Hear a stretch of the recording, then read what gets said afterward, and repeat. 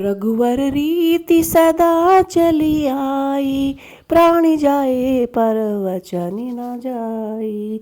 नमस्कार दोस्तों, आप सभी का स्वागत है मेरे चैनल पिंकी सहरावत पर। और आप सभी को बैसाख मास का छठा अध्याय आरंभ करने वाली हूँ। नारद जी बोले कि हे राजन, बैसाख मास में मार्ग चलने से व्याकुल और प्यासे व्यक्तियों को जो भी जलदान नहीं करते वह पक्षियों की योनि पाते हैं। और उदाहरण के लिए हम ब्राह्मण और घर की छिपकली का प्राचीन इतिहास में कहलाते हैं। यह परम अद्भुत संवाद है। प्राचीन काल में इच्छुक के वंश में हेमांग नाम का एक राजा रहता था। वह ब्राह्मणों का भक्त और आनंदित जित शत्रु को जितेंद्रिय था।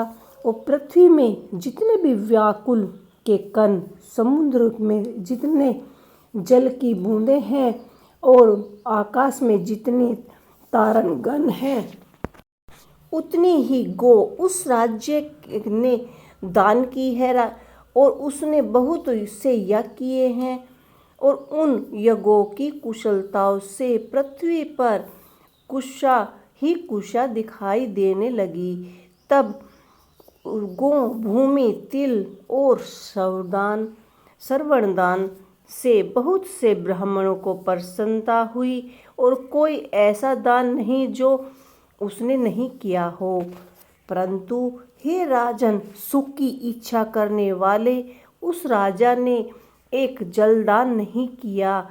ब्रह्मपुत्र महात्मा वशिष्ठ जी ने उसे ज्ञान भी कराया कि जलदान करो, परंतु उसने दुबुद्धि और हेतुवाद से कहा, जल तो बिना मूल्य ही मिल जाता है, इस दान करने वाले को क्या फल मिलेगा।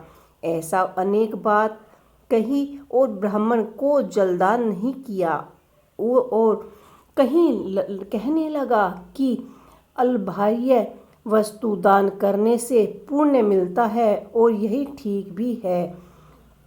वह राजा लूले, लंगड़े, दरिद्रियों और जीविकोहीन ब्राह्मणों की सेवा तो करता था, किंतु वेद पाठी, तत्वज्ञानी और ब्राह्मणवासियों की पूजा नहीं करता था।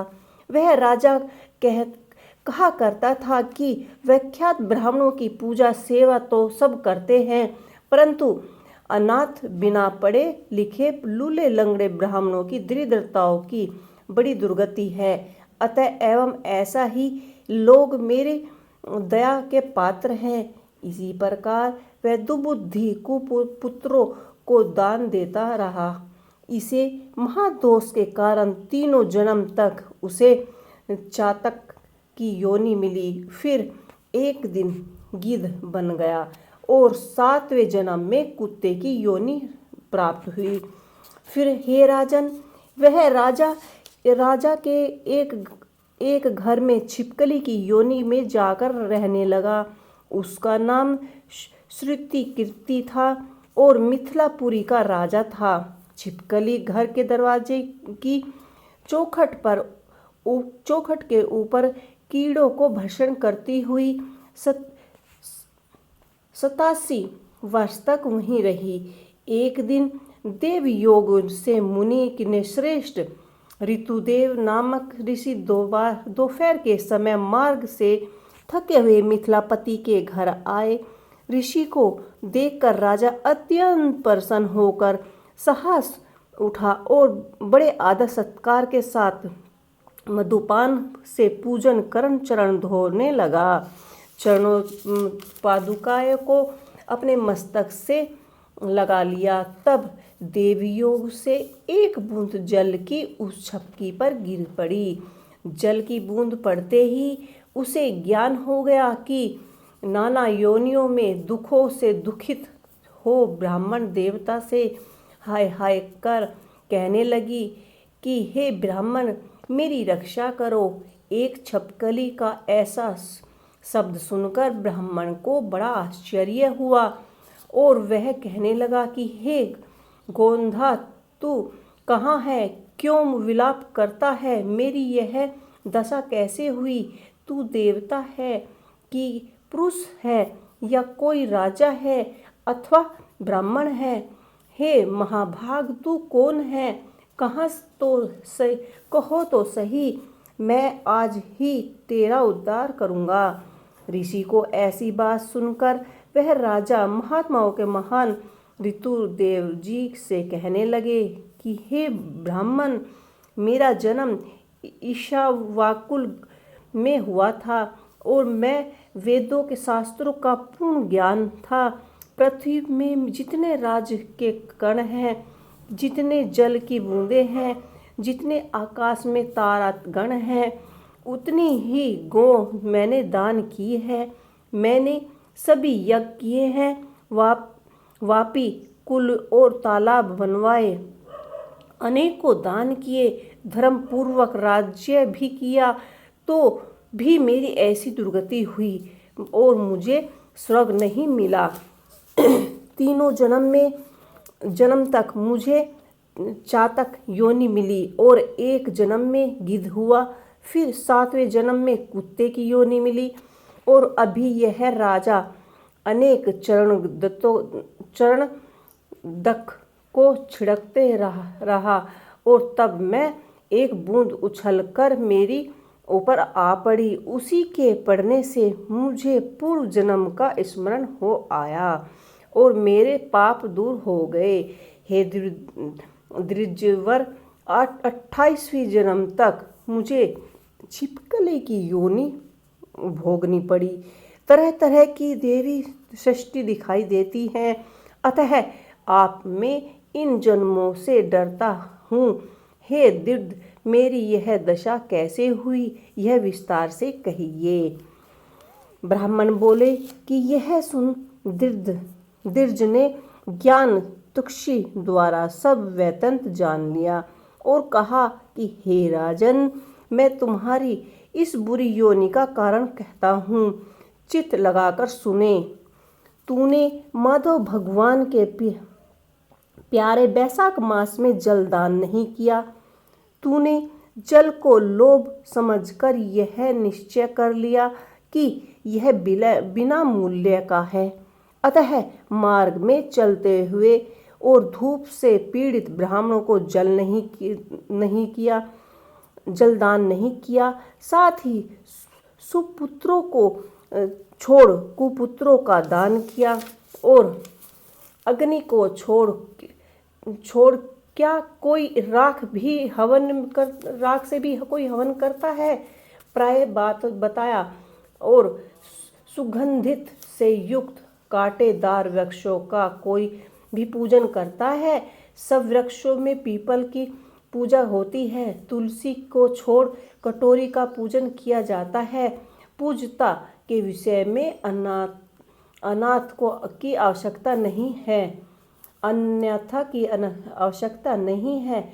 लूले लंगड़े केवल दया के पात्र हैं, पूज्य नहीं। तपस्वी ज्ञानी वेदित शास्त्रों के ज्ञाता ये विष्णु भगवान के स्वरूप हैं, अतः एवं वे सदा पूजनीय हैं। इसमें भी ज्ञान ब्राह्मण सदैव ही विष्णु भगवान को अत्यंत प्रिय हैं। इसी कारण से ज्ञान ही सदा पूजाओं में भी अधिक पूज आत्मक है और साधु महात्माओं को अवगत इस लोक और परमलोक दोनों में दुखदायी है। महापुरुषों की सेवा ही धर्म अर्थ मोक्ष का कारण है।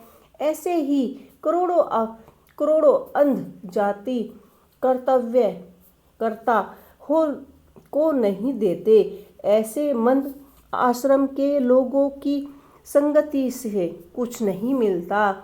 वैसे ही जलमय तिथि और मिट्टी अथवा पत्थर के बिना बने भगवानों से भी तत्काल कुछ लाभ नहीं होता।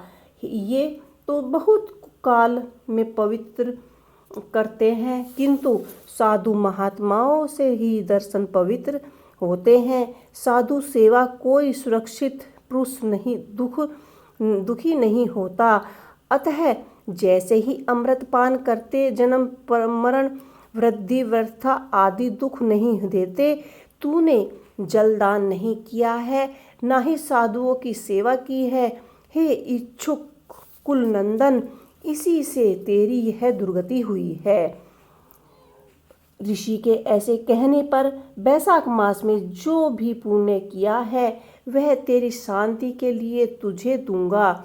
इसके प्रताप से भूत, भविष्य और वर्तमान कर्म के संस्कार दूर हो जाएंगे। ऐसा कह जल श्रापित कर सौम्य पुण्य का फल दे दिया। इस तरह से जब उस ब्राह्मण ने बैसाख में एक दिन के स्नान का फल उसे दिया, तब उसके सब पाप दूर हो गए और छपकली की योनि त्याग वह दिव्य विमान पर चढ़ दिव्य माला और वस्त्र और आभूषण पहनिए मिथिलापुरी के महल में सब प्राणियों को देखते देखते हाथ जोड़कर पराक्रम ने दे और नमस्कार आज्ञा ले स्वर्ग को चले गए। देवता लोग उसकी स्तुति करने लगे। वहाँ 10,000 वर्ष तक अनेक भोगों का भोग कर वहीं राजा इच्छावाकुल के वंश में महाप्रभावशाली काका अस्त्रनामा से पैदा हुए और समस्त दीपवती पृथ्वी का पालन करते हुए वह ब्राह्मण साधु सेवी इंद्र का सखा और विष्णु का अंश हुए। तब वशिष्ठ जी ने बैसाख मास में सब कर्तव्य धर्म सुनाए, जिसके करने से उसके सब दुख दूर हो गए और दिव्य ज्ञान को पाकर विष्णु की सेवा मुक्ति की प्राप्ति हुई। इसीलिए यह बैसाख मास संपूर्ण शुभ फलों का दाता है। इसमें जो भी मनुष्य यथावत धर्म करता है उसकी आयु और यश बढ़ जाता है और विष्णु भगवान की कृपा से सभी पाप दूर हो जाते हैं। पुरुष यथावत तुष्टि की प्राप्ति होती है और विष्णु भगवान प्रसन्न होते हैं। अतः ब्राह्मण, क्षत्रिय, वैश्य, शत्रु, ये चोरी, वर्ण, ब्रह्मचारिणी, गृहस्थ, वनप्रस्थ और सन्यासी चारों आश्रम वाले मनुष्य को बैसाख मास के कहे हुए कर्म करने चाहिए। तो आपको हमारा ये वीडियो कैसा लगा आप हमें ज़रूर बताइए। और ये हमारा 6वां अध्याय यहीं पर समाप्त होता है। अब हम आपको मिलते हैं 7वें अध्याय में। बोलो सभी मिलकर श्री हरि नारायण की जय, लक्ष्मी माता की जय।